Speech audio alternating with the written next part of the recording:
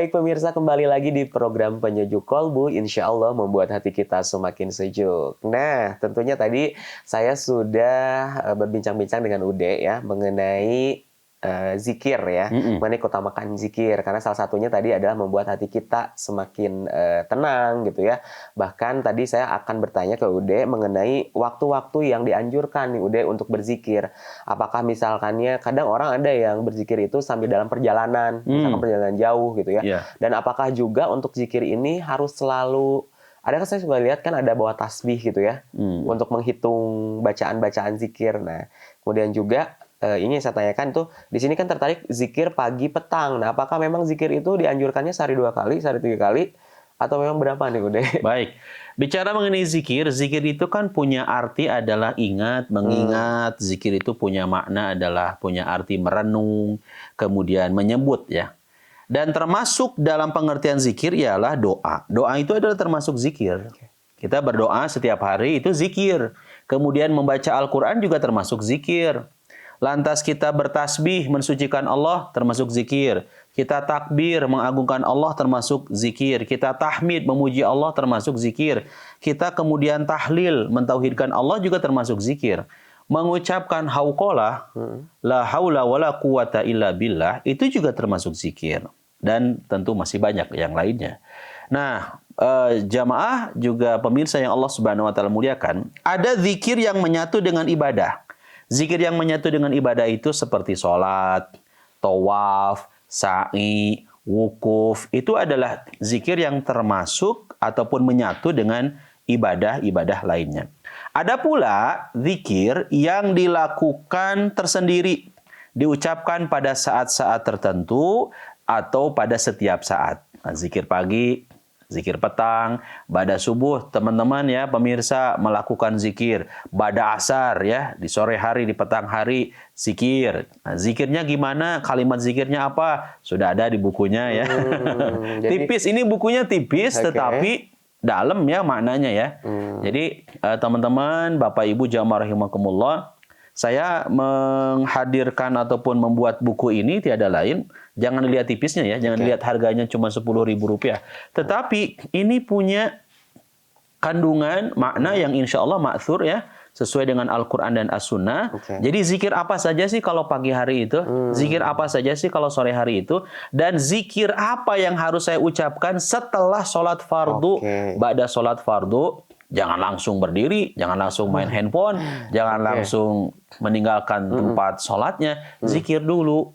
Nah, bisa jadi mungkin ada sebagian kecil atau sebagian besar ya, yang belum tahu zikir-zikir apa sih yang mesti diucapkan, diungkapkan setelah sholat fardu maupun zikir khusus di pagi dan petang hari. Jadi bicara mengenai zikir ini maknanya tentu sangat luas sekali ya. Termasuk yang Allah Subhanahu wa taala muliakan, ada zikir yang jumlahnya tidak ditentukan oleh syarak, ada zikir juga yang jumlahnya ditentukan oleh syarak ya.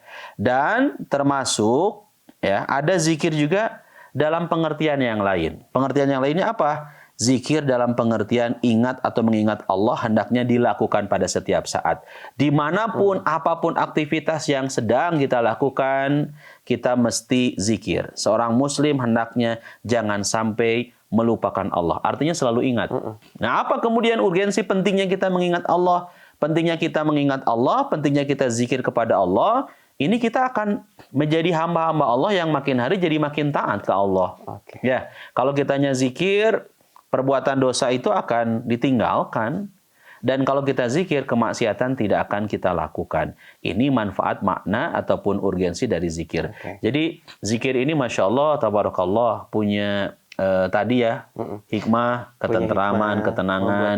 Dan pentingnya kita zikir ternyata Masya Allah. Kita akan jadi orang yang makin taat ke Allah dan akan meninggalkan perbuatan dosa, perbuatan kesalahan. Jadi ada seperti alarm ya. Seperti alarm yang mengingatkan kita ya untuk ketika kita mau berbuat hal-hal yang tidak baik atau tidak benar. Ketika kita sering melafalkan zikir itu kan ada fungsinya gitu ya. Yaitu tadi mengingat Allah sesering mungkin gitu ya. Betul. Ini juga ada ya, saya buka di halaman pertama ini dimulai ada zikir di waktu sore nih ya. ada zikir waktu sore, kemudian juga ada ini sampai dengan dibaca satu kali itu sampai dengan berapa kali membacanya gitu ya. Iya. Ya karena memang kadang juga bingung ya, kita misalkan setelah sholat gitu ya, memang betul tadi ya ada beberapa yang langsung kita cabut gitu, tidak sempat zikir dulu, entah karena memang ada urusan gitu ya, atau memang kadang tidak tahu harus baca apa. Tapi sebenarnya dengan buku ini sih jujur li gitu ya. Jujur li literally ya. Aduh, ini bisa membantu ya, bisa membantu untuk yang ingin tahu bacaan-bacaan yang tepat ya. Setelah kita sholat 5 waktu itu bacanya apa? Nah, di buku ini ya, pemirsa. Iya, insyaallah. Oke. Nah, udah kemudian juga ini apakah untuk zikir ini ada pelarangan misalkan kita jangan zikir di mana gitu atau tempat-tempat khusus. Itu misalkan kita nggak boleh ketika di toilet atau di mana gitu. Oh iya, jelas ya. Kalau di tempat-tempat tempat terlarang jelas kita tidak boleh untuk zikir ya. Seperti halnya tadi diungkapkan oleh Akaya di toilet, kita jangan sampai bawa bukunya kemudian zikir. Auzubillah.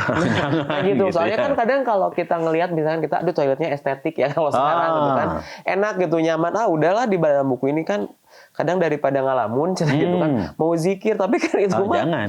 Ya. Nanti ada satu bahasan khusus Kak tentang etika hidup seorang muslim. Jadi ada satu buku yang ditulis oleh Al Ustadz A Zakaria. Beliau menulis dengan judul Etika Hidup Seorang Muslim.